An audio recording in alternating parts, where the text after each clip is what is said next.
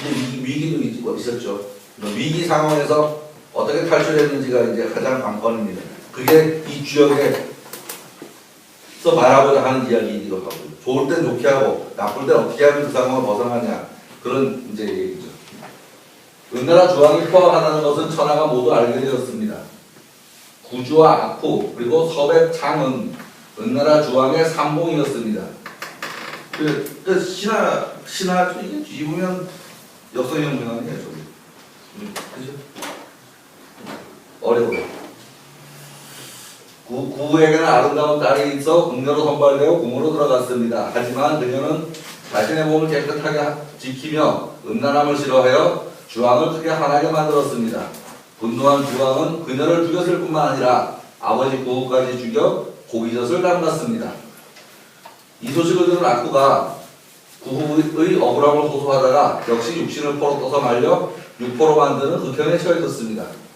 주왕의 형 기자는 이런 꼴을 보고 멀리 도망가 몸을 숨겼으며 기자는 일부러 미친 척했습니다.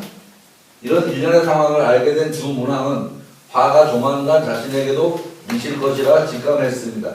고기젓은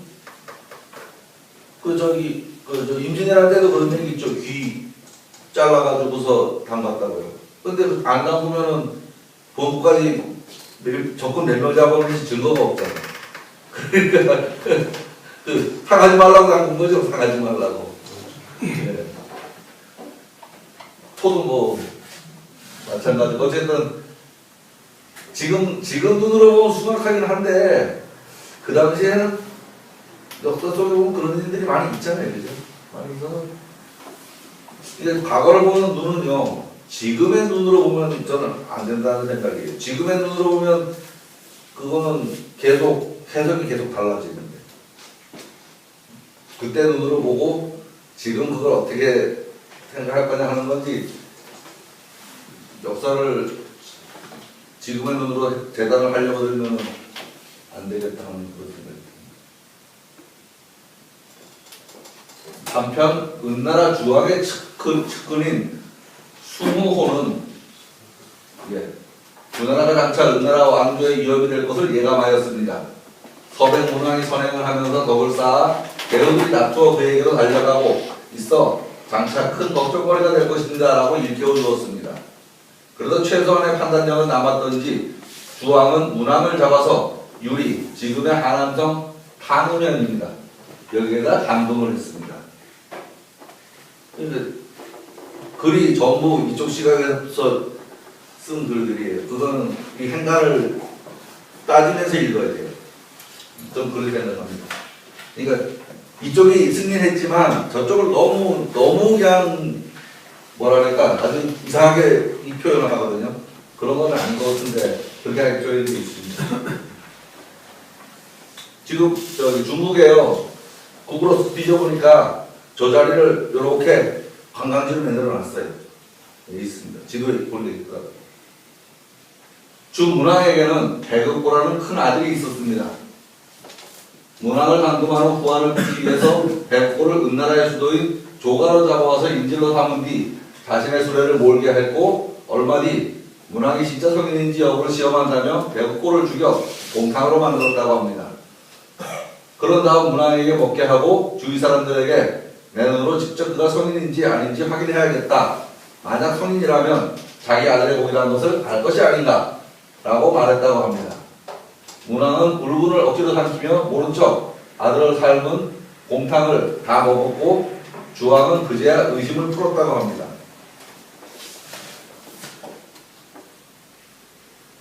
문왕이 감금된 뒤 그의 신하인 태전, 갱유, 탄의생, 남궁갈이 유리로 면회를 왔습니다. 문왕은 4명의 신하들에게 표전과 손짓 등으로 주왕에게 뇌물을 먹이라고 명령했습니다. 그들은 미녀와 준마 그리고 진귀한 보물들을 두루 모아 주왕이 아끼는 신하 비중을 통해 주왕에게 바쳤습니다. 주왕은 이것 하나면 충분한데 이런 보물까지 왜 가져왔는가라며 몹시 기뻐했다고 합니다. 저는 여기서 이 사람이 깜짝 놀란 것 같아요. 아니, 그까지 걸 먹고서 그때 대세를 만들었고요. 그러고는 선뜻 문왕을 석방하고 그에게 활과 화살, 도끼, 큰 도끼를 내려주며 말을 듣지 않는 제후를 진공할 권리를 주어 서방 제후의 우두머리로 삼았습니다. 한마디로 신임을 얻은 거죠. 이렇게 신임을 얻었는데 배신을 내렸어. 하나도 안 어렵죠? 하나도 없고 그죠? 좀 재밌다니까요. 네. 풀려난 문항은 즉시 낙수 서쪽 지역, 지금의 섬서성 한양 서쪽입니다. 지역을 주왕에게 바침으로써 확실하게 주왕의 마음을 사로잡은 다음 그 대가로 포락형을 폐지해 줄 것을 요청했습니다. 포락형이란 가혹한 행벌입니다. 구리로 만든 기둥에 기름을 바르고 아래에서 불을 떼면서 죄수를 구리 기둥 위에 올려놓고 기어다니게 하는데 뜨거움을 참지 못하고 불구덩이에 떨어지면 다 죽는 행벌이었습니다. 그런데 뜻밖에도 주왕은 문왕의 청을 다 받아주었습니다. 문왕은 이 덕행으로 또 한 번 크게 민심을 얻었습니다.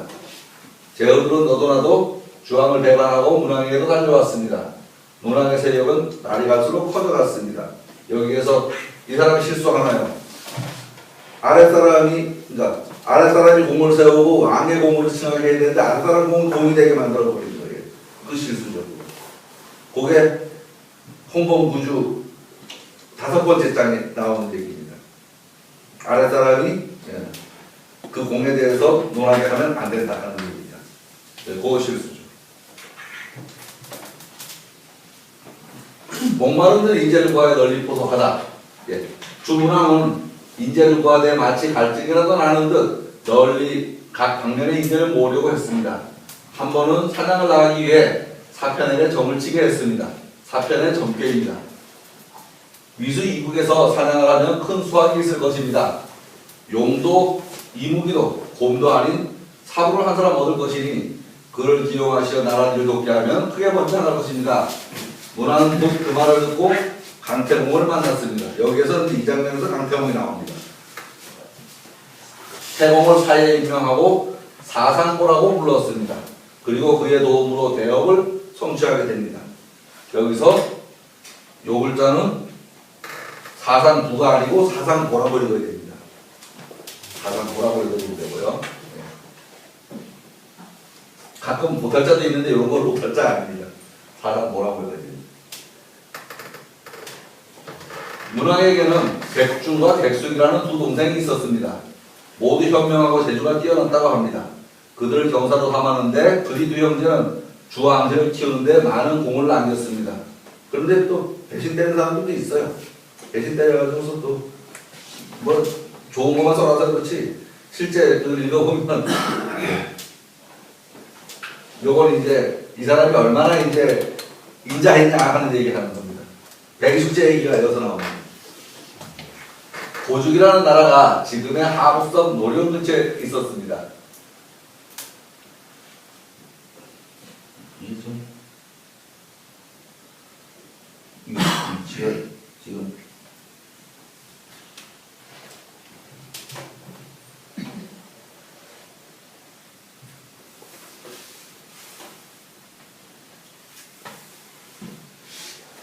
이게 여기 이제 우리 대한민국의 중국 지도예요. 중국 지도인데 대체적으로 이제 위치가 오면은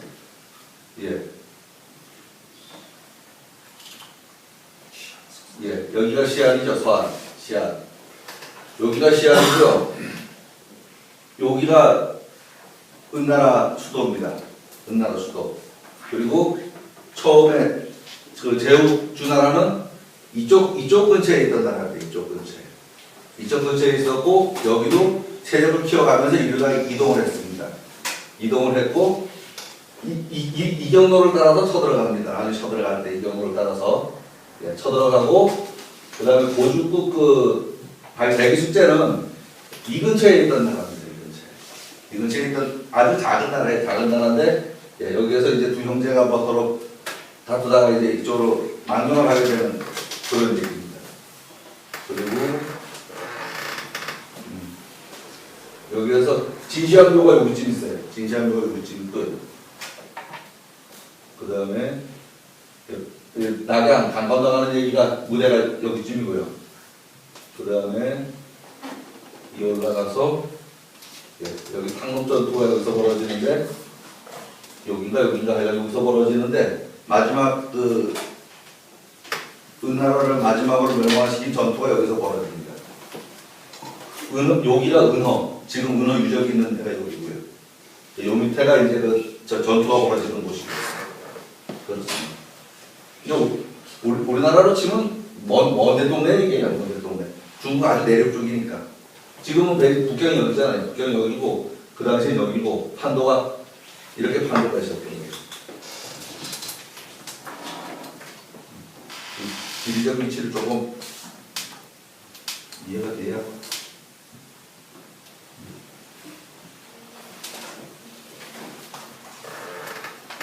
이렇게 문왕의 주변에 인재가 몰려들었습니다.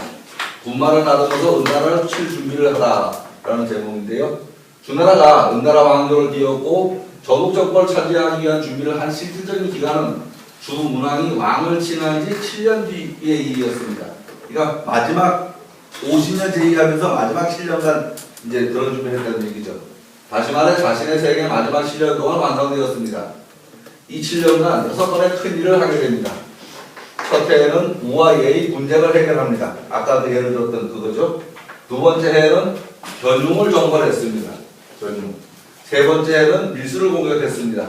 네 번째 해는 길을, 다섯 번째 해는 한을 정벌했습니다. 6년째는 숭을 정벌했습니다. 아까 숭후호 하는 거 숭호 나왔잖아요. 그걸 그러니까 지금 뭐냐 여기서부터가 그 은나라를 중심에서부터 먼 변방부터 쳐가지고 마지막에 텅비까지 치러 간 거예요. 텅비까지.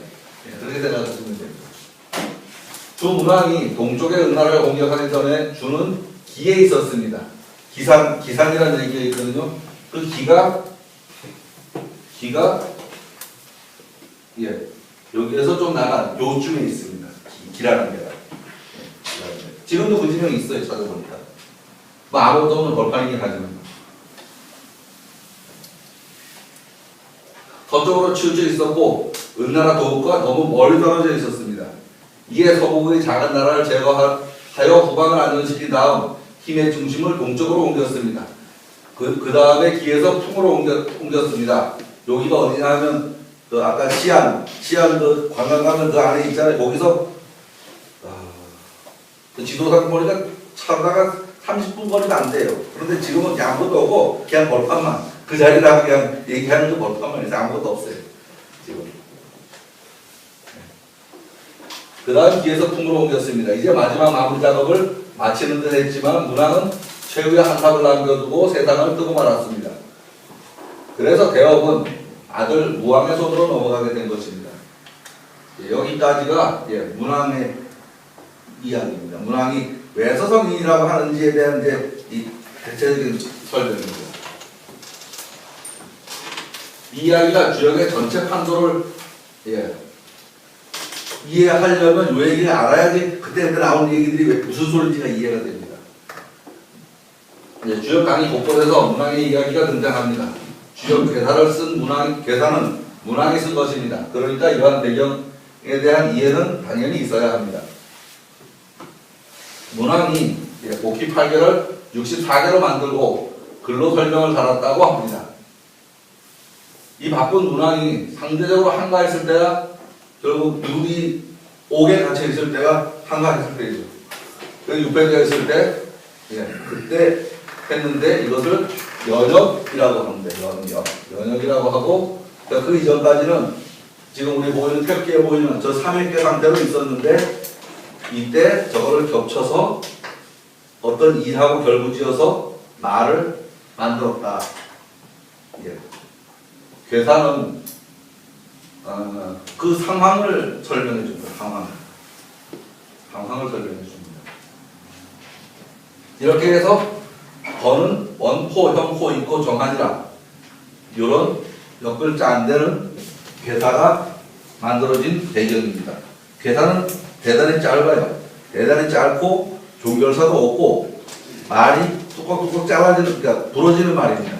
그러니까 하였습니다 하는 공손한 말이 아니고 야 그래 뭐 이런 정도의 말로 다 이어져 있어요.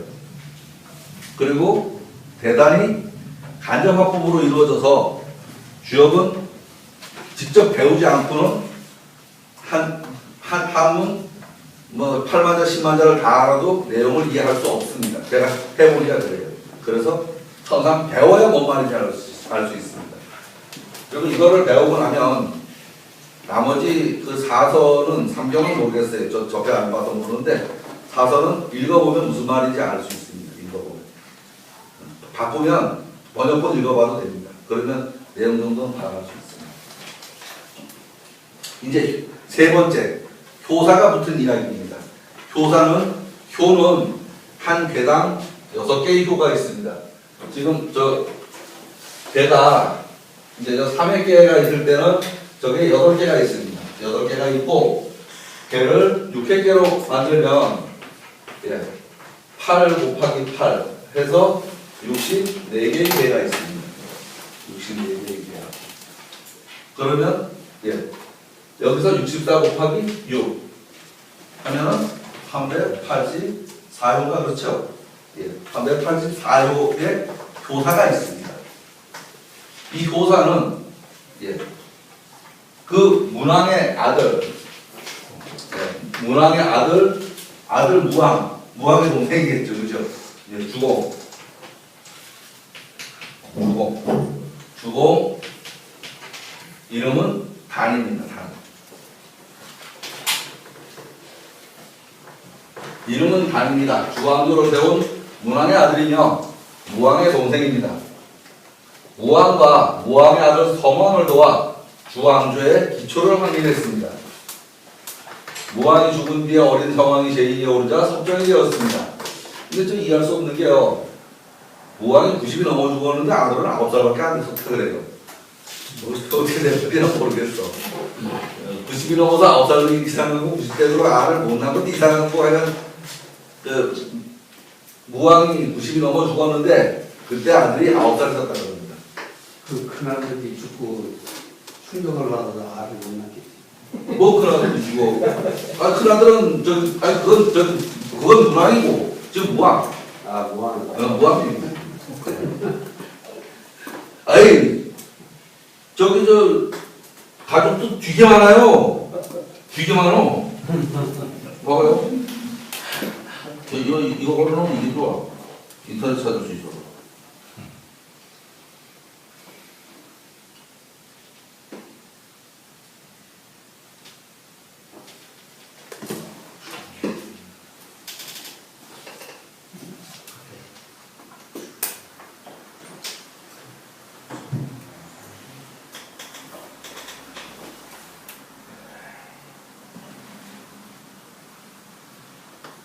알아요. 요새는 이거 좋아가지고요. 이렇게 찾으면 다 나와요. 지금 여태까지 이거 다 여기서 끼운 거예요, 미안하기. 아니, 이제 찍고 내야지. 어디 있는지 알아야지, 그죠? 아버지는 계력, 어머니는 태임, 마누라 태사. 애는 장남, 배긋고, 차남, 무왕, 발, 삼남, 반숙, 선, 사남, 주공남, 넷째 아들이네요. 오남 채숙 탁, 육남 강숙 봉, 칠남 성숙 무, 팔남 방숙 곽숙 처, 구남 십남 이제부터 그냥 읽지 말아도 됩니다. 십팔남 중간 있습니다. 딸은 없나 보지. 딸은 뭐 옛날 족발을 쓰니까 뭐 모르죠. 딸이 있겠지 설마 하나도 없을라고 아들이 저래 많은데 결국은 전부 한 배는 아닐 것 같아요. 배는 다 다를 것 같아.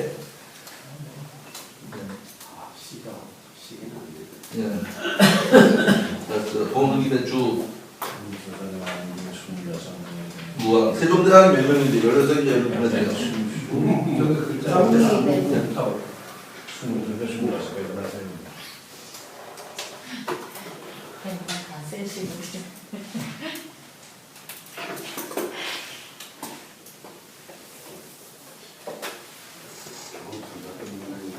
공부하고 그러니까요.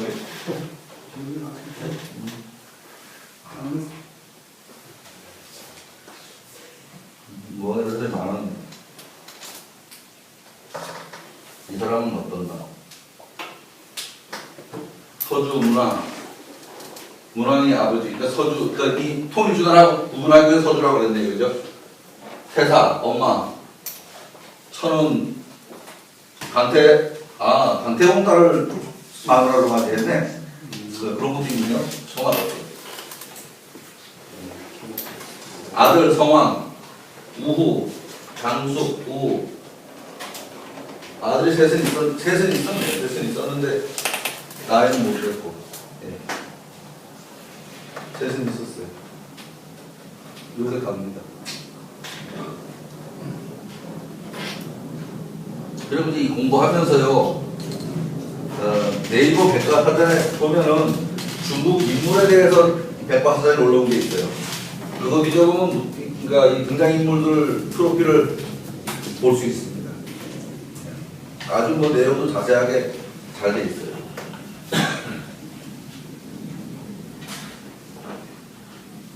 예. 무왕조를 배운 무왕의 아들이면 무왕의 동생입니다. 넷째 아들이네요. 무왕과 무왕의 아들 성왕을 도와 주왕조의 기초를 확립하였습니다. 무왕이 죽은 뒤 어린 성왕이 시기하자 석정이 되었습니다. 이 주공의 아들 백금을 노나라에 공간하였는데 이 노나라가 지금 공자의 고향 곡부입니다. 그래서 공자가 내가 꿈속에서 주공을 뵀는데 하는 소리를 했는 게 이제 그 소리 그렇게 연결되는 소리입니다. 주역과 관련해서는 교사를 썼다고 하는데 그런 내용이 우리 배우기는 주공이 썼다고 하는데 어느 책에 그렇게 나와 있는지는 못 찾았습니다. 여기까지가 이제 3,000년 전 이야기입니다. 이렇게 해서 괴와 괴사와 교사로 이루어진 글이 있었는데 이게 공자 시대까지 하면 한 500년 또 지나거든요. 500년 지나서 무슨 말인지 모릅니다. 모르니까 공자님이 불쌍한 중생들을 위해서 전과를 만들었는데 그 전과가 다 합쳐서 10가지라 그래서 10익이라 그럽니다. 익은 날개라는 소리고 뭐 돕다 이 정도만 지금으로 하면 정과나 필연장 정도로 생각하시면 됩니다. 그런데 이 주역 뒤 원래 점이잖아요. 점인데 주역을 설한이다라고 하는 반열에다가 올려놓은 것이 이 12덕분입니다. 12덕분. 그러니까 아무것도 아닌 문장 하나하나 보면 뭐 소리 꽥꽥 지르는 어떤 문장을 아주 요리조리 요리를 해서 정리해 놓은 게 12입니다. 공자가 썼다고 하고 우리는 공자가 썼다고 오늘 보니까 그런 거 있대요. 뭐 지구가 몇 년 되냐 하니까 교리상 6,000년인데 교리상 믿고 뭐 과학적으로 안 믿는다 그러더구나. 저도 그런 입장입니다. 선생님이 공자가 썼다 그러니까 썼다고는 우기지만 그런 거 같진 않은데요. 정부의 생각입니다. 네, 12기란 경문을 돕는다라는 뜻으로 경문의 해석을 말합니다. 단전, 상하 2편, 상전, 상하 2편, 계사전, 상하 2편, 문헌전, 설계전, 서계전, 잡계전 이렇게 총 7가지 종류의 상하로 나누어진 것들이 있어서 모두 합해서 10권입니다. 10권의 책. 10권의 책인데 지금 상전과 단전은 이 괴나 효 하나하나에 대한 해설을 달고 있어요. 그래서 그거를 다 쪼개가지고 주역 본문에다가 같이 엮어놓았습니다. 그래서 번은 원코, 형코, 이코, 정한이라 단활, 상활, 그 다음에 초구는 장요인이 무조인이라 상활 요렇게 나오는 겁니다. 또 요 글은 각각 다른 시대에 만들어진 글입니다. 그래서 그 원전은 뭐냐? 제일 중요한 거는 괴입니다. 괴. 결국 여기에 나오는 글을 다 배우고 나면 이 괴만 보면 척 무슨 소리인지 알아야 된다는 소리입니다. 나머지는 다 이거 설명해 놓은 거니까. 글이 많고 저거 다 이거 설명해 놓은 거니까 괴만 보면 척 보고 척 알아야지 된다. 어차피 밑에 게 다 이거 풀어놓은 거거든요. 이제 주역 개 설명을 나갈 때 요 작대기 요거 하나하나가 무슨 의미가 있는지 그 설명하는 겁니다. 전부 다. 그렇습니다.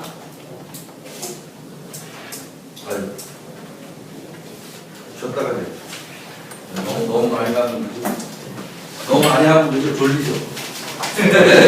자기가 들어가세요.